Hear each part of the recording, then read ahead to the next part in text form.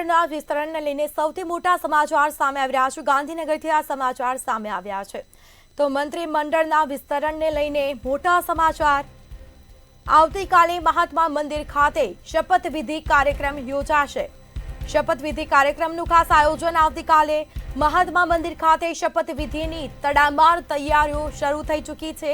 આજે અનેક મંત્રીઓ રાજ્યપાલને રાજીનામા આપશે। તો આવતીકાલે સવારે 11:30 શપથવિધિ કાર્યક્રમ યોજાવાનો છે।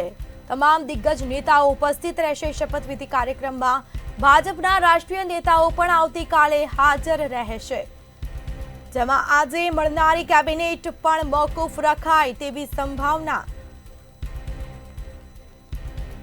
તો 10 થી 12 નવા ચહેરાઓ મંત્રીમંડળમાં સ્થાન મળે તેવી શક્યતાઓ। આજે અનેક મંત્રીઓ રાજ્યપાલને રાજીનામા આપશે, જેમાં આવતીકાલે સવારે 11:30 શપથવિધિ કાર્યક્રમ યોજાવાનો છે। ખાસ આ કાર્યક્રમનું આયોજન કરવામાં આવ્યું છે। દિગ્ગજ નેતાઓનો આવતીકાલે ગાંધીનગરમાં જમાવડો જોવા મળવાનો છે। મંત્રીમંડળના વિસ્તરણને લઈને મોટા સમાચાર સામે આવ્યા। આવતીકાલે મહાત્મા મંદિર ખાતે શપથ ગ્રહણનો આ કાર્યક્રમ। તો સંવાદદાતા કિંજલ બોરીસા આપણી સાથે લાઈવ જોડાઈ ચૂક્યા છે। જે કિંજલ, આવતીકાલે આ મંત્રીમંડળોનો શપથવિધિ કાર્યક્રમ રાખવામાં આવ્યો છે, અત્યારે માહોલ કેવો છે, કેવી તૈયારીઓ ચાલી રહી છે? જેની અટકળો ચાલી રહી હતી કે ક્યારે મંત્રીમંડળનું વિસ્તરણ થશે અને તે વાત ઉપર સત્તાવાર રીતે જાહેરાત કરવામાં આવી છે કે આવતીકાલે જે મંત્રીમંડળ છે તેનો શપથ ગ્રહણ સમારોહ જે ગાંધીનગરના મહાત્મા મંદિર ખાતે યોજાવાનો છે। ઓફિશિયલ ટાઈમ છે તે સવારે 11:30 વાગ્યાનો રાખવામાં આવ્યો છે। 11:30 સવારથી જે તમામ જે મંત્રીઓ છે તે મહાત્મા મંદિર ખાતે આવવાની શરૂઆત થઈ જશે। આ વિશાળ હોલમાં જે તમામ જગ્યાએ જે ખુરશીઓ છે તે ગોઠવી દેવામાં આવી છે। વિશાળ જે સીટ છે તે બનાવવામાં આવે છે, જે વિકાસ સપ્તાહ ગઈકાલે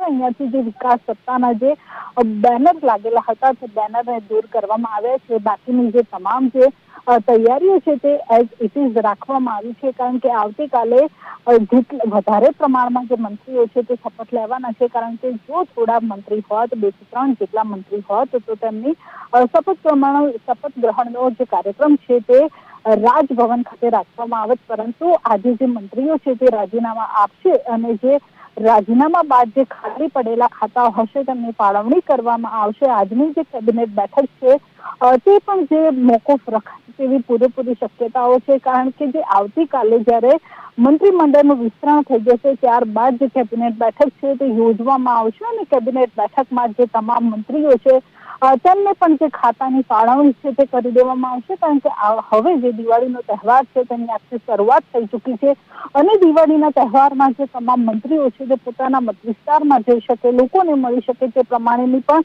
એક તૈયારી છે તે કરવામાં આવી છે અને જેને લઈને આવતીકાલનો દિવસ છે તે પસંદ કરવામાં આવ્યો છે। ભાજપના જે રાષ્ટ્રીય નેતાઓ છે તે પણ ગુજરાતમાં આવશે। અમિત શાહ અને જેપી નડ્ડા પણ આ શપથ ગ્રહણ સમારોહમાં હાજરી આપશે અને ત્યારબાદ જે કયા મંત્રીઓને જે કયા ખાતા આપવા તેની ફાળવણી કરવામાં આવશે। અત્યારનું જે મંત્રીમંડળનું જે કદ છે તેને પણ વધારવામાં આવે, એટલે કે હવે જે આવનારું જે મંત્રીમંડળ હશે તેમાં જે કદ છે તેમાં વધારો કરવામાં આવશે। 8 થી 10 જેટલા મંત્રીઓ કે જે વિવાદમાં આવી ચૂક્યા છે, જેમની છબી છે તે ખરડાઈ ચૂકી છે, તેવા જે તમામ મંત્રીઓ છે તેને પડતા મૂકવામાં આવશે। નવા મંત્રીઓને સ્થાન આપવામાં આવશે, કારણ કે અત્યારના જે કેટલાય ધારાસભ્યો છે તે રાહ જોઈને બેઠા છે કે તેઓનું નામ છે તે રેસમાં ચાલી રહ્યું છે અને તેમને લીલી પેનથી સહી કરવાનો મોકો મળશે। ત્યારે હવે આજની રાત છે તે તેમના માટે સૌથી મહત્વની રાત છે અને આવતીકાલે તેમને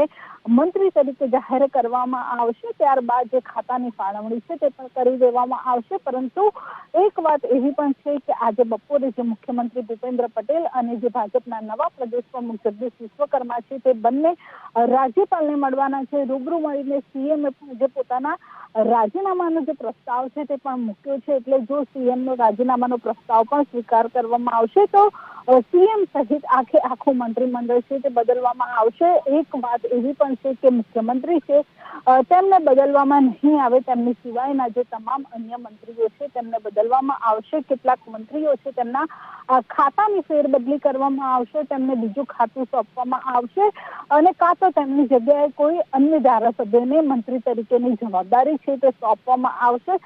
સૌથી વધારે જે સૌરાષ્ટ્ર બાજુનું જે સૌરાષ્ટ્ર તરફના જે ધારાસભ્યો છે તેમને જે મંત્રીમંડળમાં વધારે સમાવેશ કરવામાં આવે તેવી પણ એક વાત છે. જાતિગત અને જે તમામ જે સમીકરણોને આધારે જે મંત્રીમંડળમાં ધારાસભ્યો છે તેમની પસંદગી કરવામાં આવશે. કારણ કે અત્યારે જે ભાજપની અંદર પણ આંતરિક વિખવાદ છે તે ચાલી રહ્યો છે, અંદરો અંદર જે જૂથવાદ છે તે ચાલી રહ્યો છે અને આ જૂથવાદ વધારે ના વધે તેના પણ ધ્યાનમાં રાખીને જે મંત્રીમંડળમાં મંત્રીઓની પસંદગી કરવામાં આવશે. સાથે સાથે જે કોંગ્રેસમાંથી આવેલા જે નેતાઓ છે કે જેમને એક શ્યોરિટી સાથે આવ્યા હતા કે તેઓ ભાજપમાં આવશે અને ત્યારબાદ તેમને મંત્રીમંડળમાં સ્થાન મળશે, તેવા કોંગ્રેસના નેતાઓ કે જેને શ્યોરિટી મળેલી છે તેવા નેતાઓને પણ મંત્રીમંડળમાં સ્થાન મળી શકે છે. તેમાં સૌથી બે કોંગ્રેસમાંથી આવેલા બે નેતાઓનું નામ સૌથી વધારે ચર્ચાઈ રહ્યું છે. તેમાં સીજે ચાવડા અને અર્જુન મોઢવાડિયા, આ બંને નેતાઓ કોંગ્રેસમાં પણ દિગ્ગજ નેતા હતા અને તેઓ ભાજપમાં અત્યારે જોડાઈ ચુક્યા છે. ભાજપમાંથી ધારાસભ્ય છે તેમનું પણ નામ ચર્ચાઈ રહ્યું છે. એટલે કોંગ્રેસમાંથી પણ જે લોકો ભાજપમાં આવ્યા છે તેમને પણ મંત્રીમંડળમાં સ્થાન મળશે. સાથે સાથે મહિલા મંત્રીઓ અત્યારે કેબિનેટ મંત્રી તરીકે એકમાત્ર મહિલા મંત્રી છે, તેમાં પણ જે તેઓનું જે પત્તું છે તે પણ કપાઈ શકે છે અને તેમની જગ્યાએ જે અન્ય કોઈ મંત્રી મહિલા મંત્રી તરીકે તેમને જે નામ છે તે તેમનું ચાલી રહ્યું છે. તેમાં સૌથી આગળ જો નામ ચાલતું હોય તો સંગીતા પાટીલ છે. તેની સાથે અમદાવાદના જે ધારાસભ્ય છે દર્શનાબેન વાઘેલા, તેમનું નામ પણ ચાલી રહ્યું છે કારણ કે તેઓ અનુસૂચિત જાતિમાંથી આવે છે અને તેમનું નામ પણ દર્શનાબેન વાઘેલાનું નામ છે તે પણ ચર્ચાઈ રહ્યું છે. એટલે કે અનેક નામોની ચર્ચા ચાલી રહી છે, પરંતુ આજે અનેક જે મંત્રીઓ છે તે પોતાના રાજીનામા છે તે આપવાના છે અને રાજીનામા બાદ જે આવતીકાલે જે મંત્રીમંડળનું વિસ્તરણ છે તે સવારે 11:30 વાગે જે મહાત્મા મંદિરના હોલ ખાતે થશે અને ત્યારબાદ જે મંત્રીઓને જે ખાતાની ફાળવણી છે તે પણ કરવામાં આવશે. જી બિલકુલથી તમામ જાણકારી આપવા બદલ આપનો આભાર. તો આવતીકાલે સવારે 11:30 કલાકે શપથવિધિ યોજાવાની છે. શપથવિધિનો આજે કાર્યક્રમ રાખવામાં આવ્યો છે. કાર્યક્રમમાં દિગ્ગજ નેતાઓનો જમાવડો જોવા મળવાનો છે. મંત્રીમંડળના વિસ્તરણને લઈને આ સમાચાર સામે આવ્યા.